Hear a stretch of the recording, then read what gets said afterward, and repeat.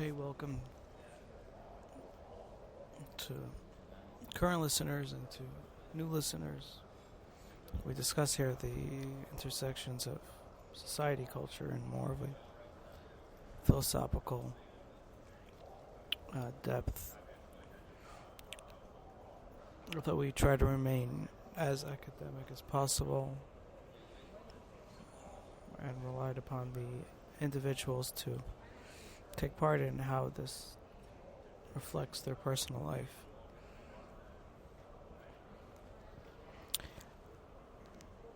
I think we're going to discuss right now the empathetic urge, particularly in the space of proving to be the worthwhile endeavor of a proposition of individuality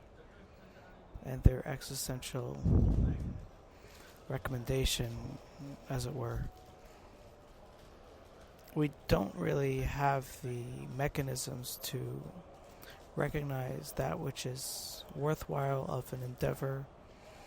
to propagate and that which is less so, or less worthwhile in its expense ratio to that which is worthwhile. We don't have the metrics available to us, especially in concerning social aspects. We may have some frameworks, but nothing concrete to deliberately distinguish in a hierarchical manner the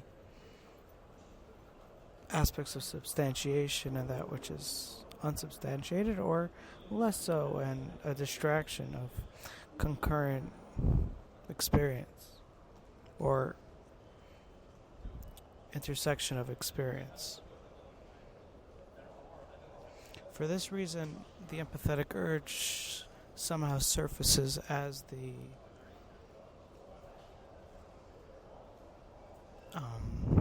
material that is both concrete, since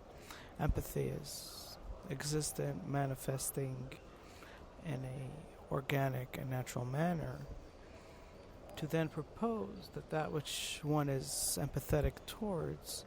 is worthwhile of platforming as an aspect, as a social being, as a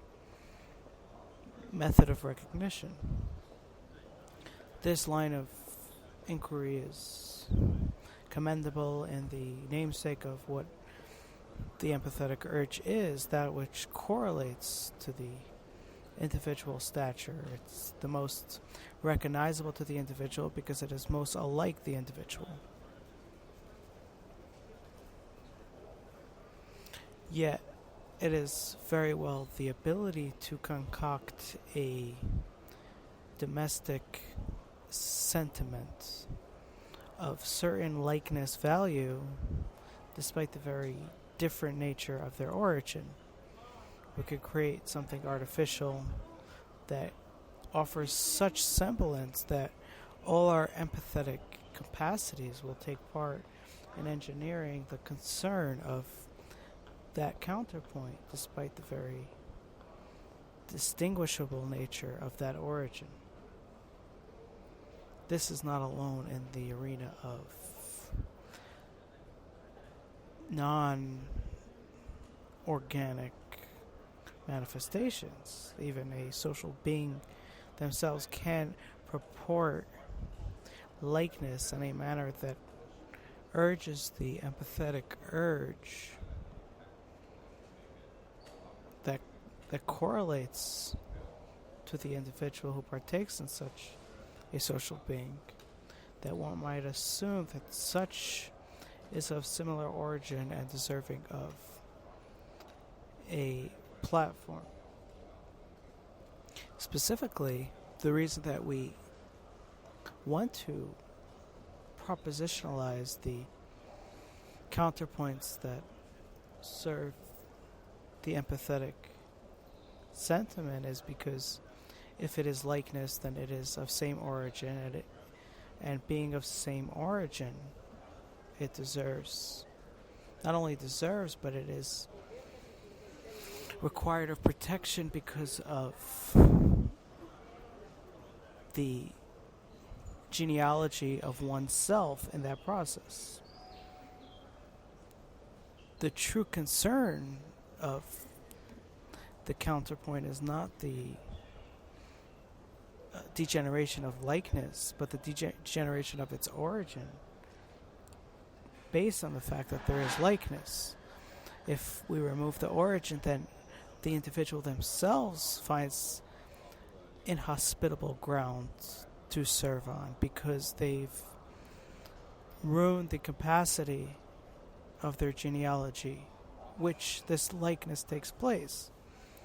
It is the antiquated version of, or it is rather in reference to the antiquated version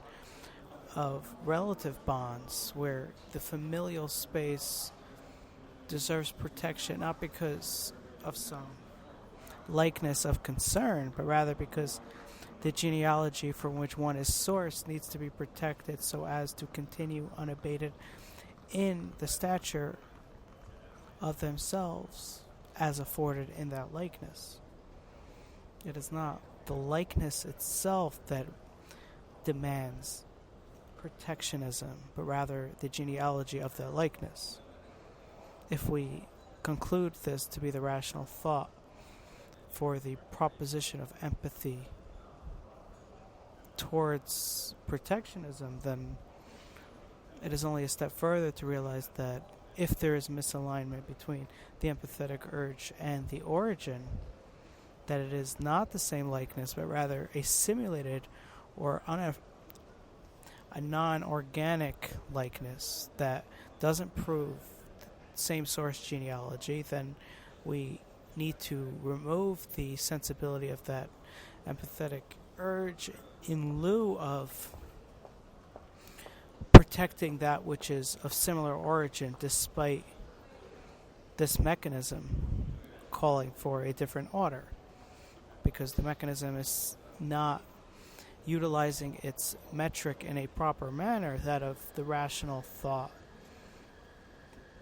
that proposes itself to the origin of that empathetic likeness. Therefore,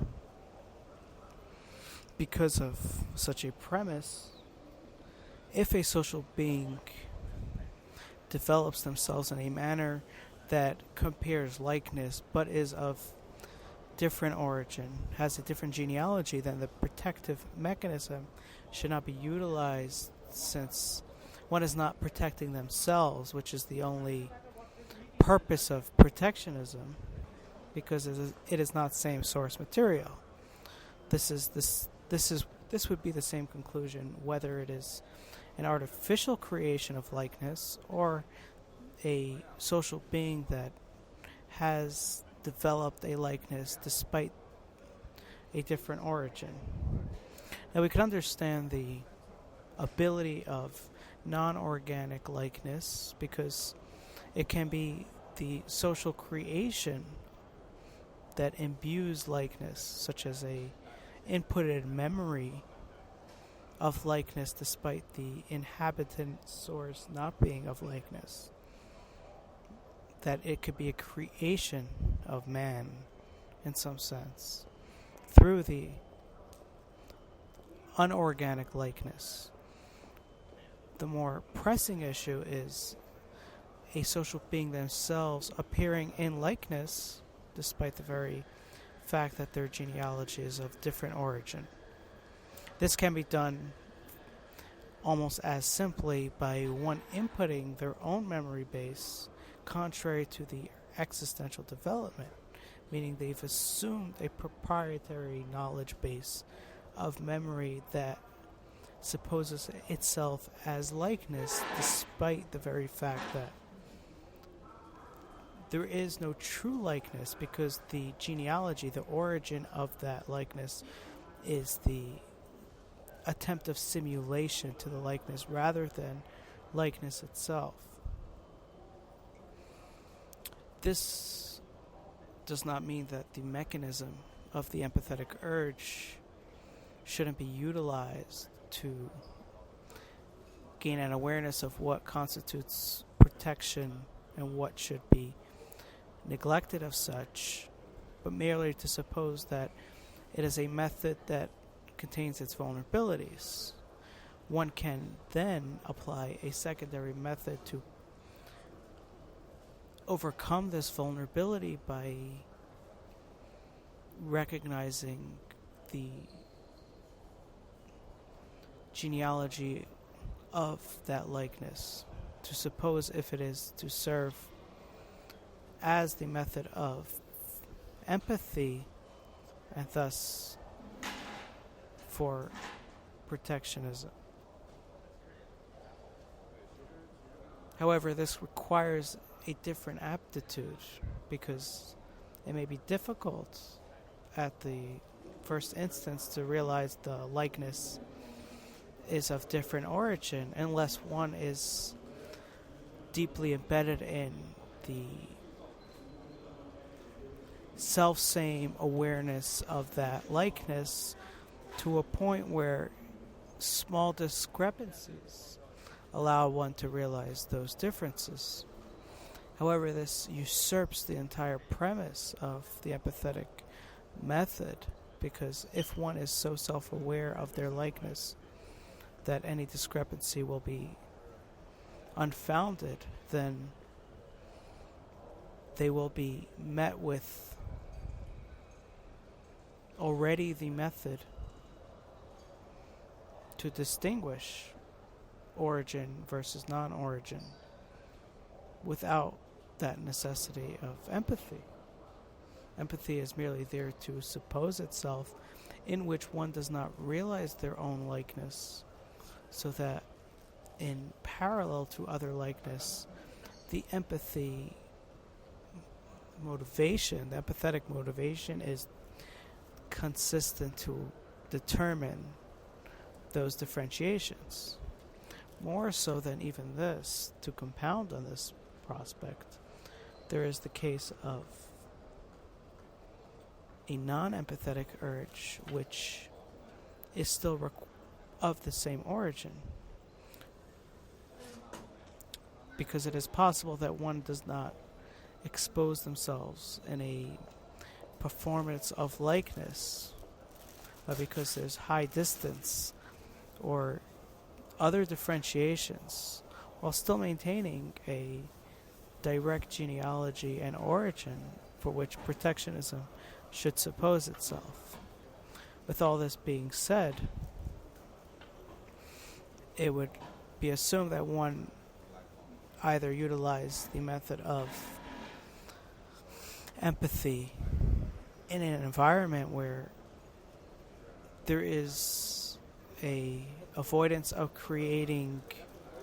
likeness, whether in artificial manifestations or in one's social being,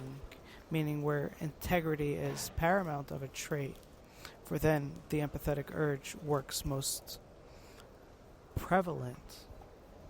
But in the case where integrity is not of high source and likeness is a matter of creation, whether for the social being themselves or for other non-organic manifestations, then the empathetic urge is not to be utilized, despite the sentimentality of such. The same can be said for the case of non-empathy, where in a realm of lack of integrity, in a realm where honesty is not prevalent and where there is multitudes of composition to likeness that are contrary to the origin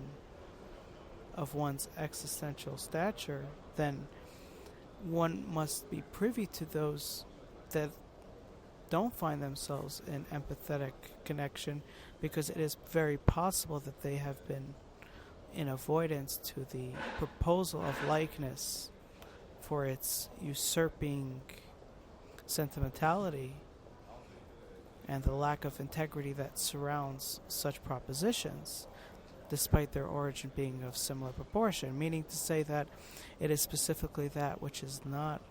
aligned empathetically that might be most concerning as source, genealogy, and worthwhile of protectionism. Thus, the distinguishing element of these two methods is, in the case of high integrity versus low integrity, where high integrity resolves itself with simply the empathetic urge, and low integrity resolves itself outside empathetic urge, and specifically in the worthwhile cases where empathy is non existent, because it is very possible that it has been demoted despite its prevalence of similar origin. Thank you for listening, and I hope you subscribe.